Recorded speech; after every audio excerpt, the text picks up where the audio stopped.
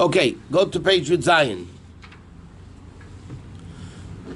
Okay, V'yitza Yitzchak l'soch hasada. This is the other one's all Kabbalah. Okay, V'yitza Yitzchak l'soch basada. It says Yitzchak went out to daven in the field, or to talk in the field, whatever, he made mincha and so on.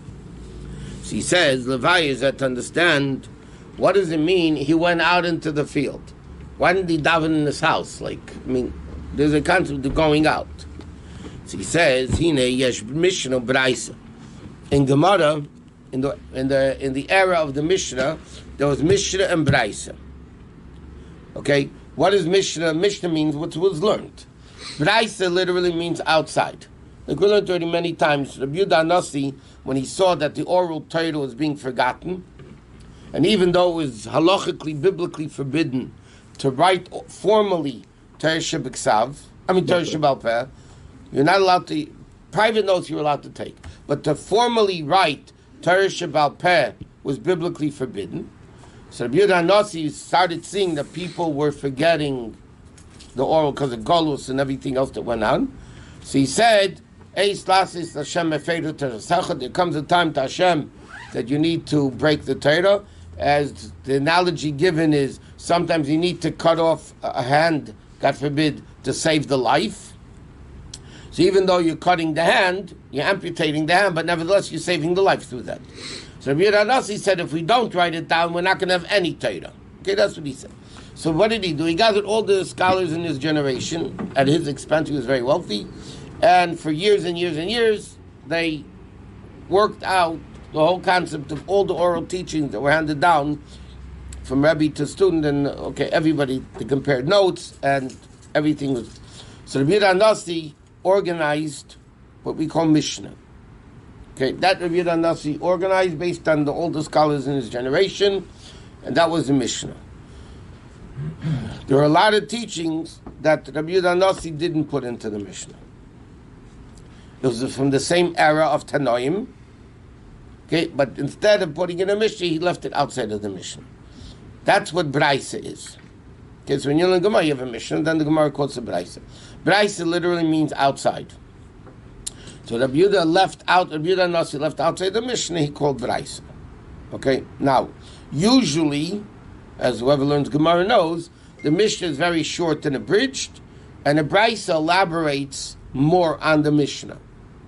Because it was more details. Rabbi Yehuda Nasi, for whatever reason, didn't put into the Mishnah. Okay? Just generally speaking, all Amoraim of the Gemara had to know Mishnah. Braisa they didn't necessarily have to know because it wasn't written down in that formal way. Later, Rabbi and Rabbi, who were students of Rabbi Yehuda Nasi, compiled what's called Tisefta and other Braisas that they compiled, but it wasn't as organized as Mishnah. And okay.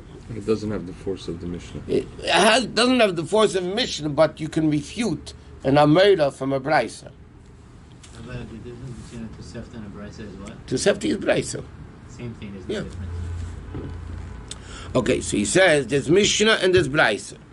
Or Braisa, same thing. Medrash is also the same era of Tanoim, but it's Mechilta. All Midrashim, right? All Midrashim are basically from the era of the Tanoim, most of them. Those are Gadlus from the earlier Tanoim. So these are all Midrashim also, but that was a more, not halacha, that was more explaining, drush. Okay, Braisa Pirush Mishnah. And Braisa explains Mishnah, ki Mishnah hu klal, because Mishnah is the general rule, Braisa Prat Mishnah. And therefore the Braisa is more details of the Mishnah. And the klal, the rule, only the general rule, only has what you have in the details. So based on this, l'cha'ira, Braisa lamata min Mishnah. Braisa is lower than Mishnah, right? It wasn't put into the Mishnah. It was put outside of the Mishnah, and it's only the explanation of the Mishnah, so it can't be as great as the Mishnah itself. Shenishtal shel yisel lamata, that comes down lower than Mishnah, right? Therefore, Mishnah is greater than Braisa. Aval emesu, the opposite. The truth is the opposite. Braisa is greater than Mishnah. You know what Chassidus always does. The lower something is, the higher it is. Okay. Aval emesu, shabraisa gaver yaser. A Braisa is even greater than a Mishnah. The safe Ma'aseh Machshava Tchila. What comes down lower is in thought earlier, which means in source, Braisa is higher. He says why? He says like this: Hine atayda nishtal shalamato. Taida comes all this chachmas shalakodesh baruch Hu, right? Or as the Gemara says, even the higher level of Taida, it's Hashem's toys. Shashuya Melech, it's the essence of Hashem. But Taida comes all the way down, afilu b'dvar sheket, even in lies. Taida deals with liars and swindlers. Like he says, the Mishnah Tzasiya, this guy said I found it, this guy said I found it. Yeah? Well, not necessarily in that case, because maybe they picked it up together. But it's most probably one's lying. So L'cheira, it's Yerida Lamata Ma'id. L'cheira, it's a very low descent. That your Torah it talks about liars and swindlers and ganovim and all that. When Mikama came, nevertheless, he gavaya. Those aspects of Torah are even greater. He safe Maisa, because again, the end action originates in the beginning. So the lower Torah comes down, the higher it is in the source. Why? And he gives a mashal. Like a tube. Yeah? Hanichnes Rishon, what goes in first, Yaitza Achrin, goes out last. Like Yaakov and Esau, the men. But he's saying B'chlal. The lower Torah, which comes out last, was in first. Right? There's only one, it was one way, not double way you can go. A Kameya Adam, let's take a person, Shosef Kol HaNivroim, which is the last of all creations, he's greater than all of them. He's created last, but that's the kind of safe Ma'aser Machshava Tchila. And everything in the world was created for the person. Okay, therefore, the whole world, the fact is, the world exists within the human being. A human is a microcosm of the world.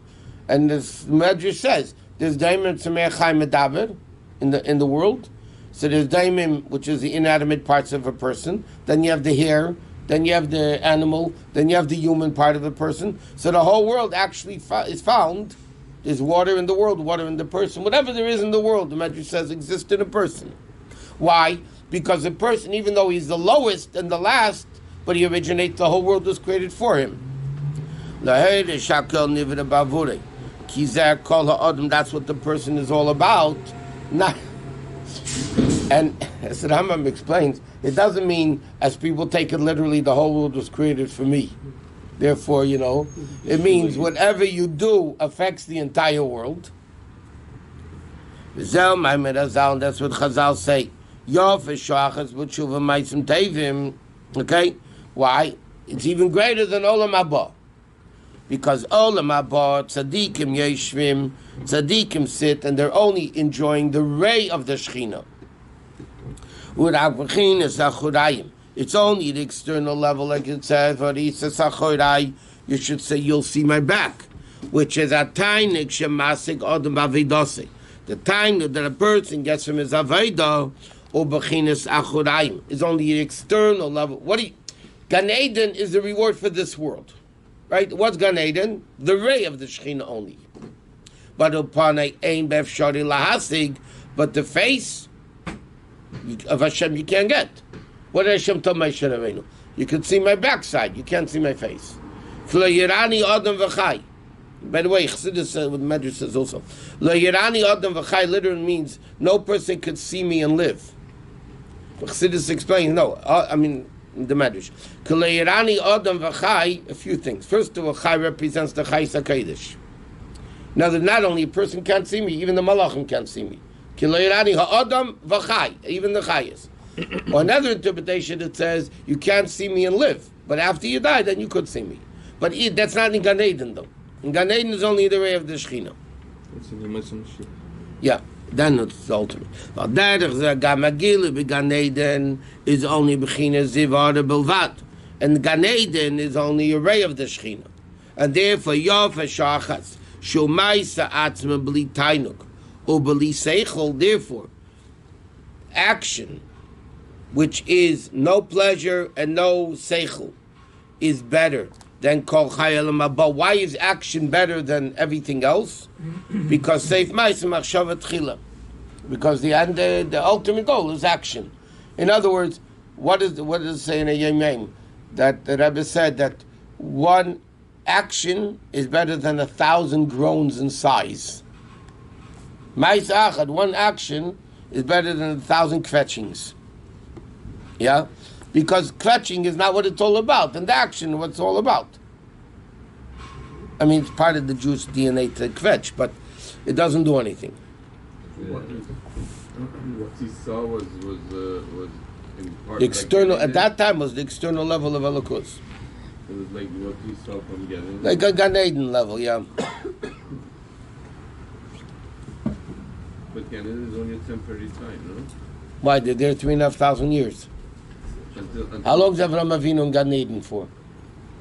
Since he died, yeah? 3,500 years ago. In fact, the Rebbe says in the Maamarim, to understand why the Ovis and Moshe Rabbeinu are sitting in Gan Eden 3,500 years just to come back into a body, Tchias and Mesim.